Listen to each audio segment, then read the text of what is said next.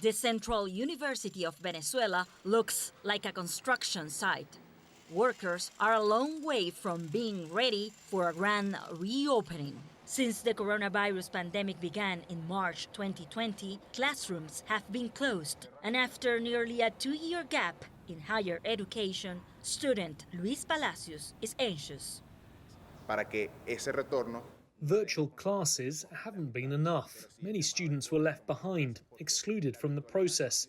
And the reality is that neither the university nor students in this country have the technology for online classes. suficiente para las clases. Most students and teachers agree that one prerequisite for a safe return to in-person classes is getting the COVID-19 vaccine. Just this week, a vaccination center for professors and staff opened at the university, but so far, students are not allowed to get inoculated.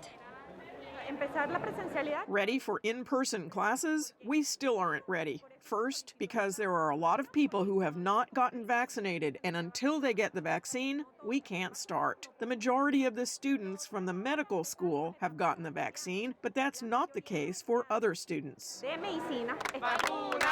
Many students are eager to return to the academic life, but they are insisting that sanitary measures and safety protocols are met. During the last academic year, when there were no in-person classes at all, less than 60% of the usual number of students enrolled at the Central University of Venezuela. It is a trend that started more than 5 years ago at the universities across Venezuela, as millions of Venezuelans, many of them university students, left the country.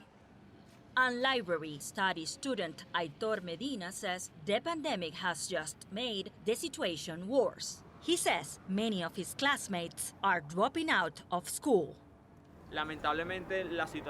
Sadly here, the situation has deteriorated to a point where a university degree does not guarantee that you'll be able to support your family in the future.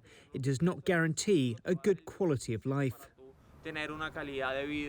Civil engineering student Rafael Gudiño says it's hard to think about coming back after so much time away from his studies.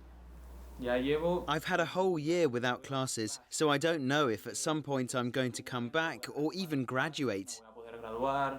For now, while many students decide whether or not they'll return to the campus, public universities across the country are planning to offer in-person classes every other week, trying to adapt and bring some sense of normality to the university community.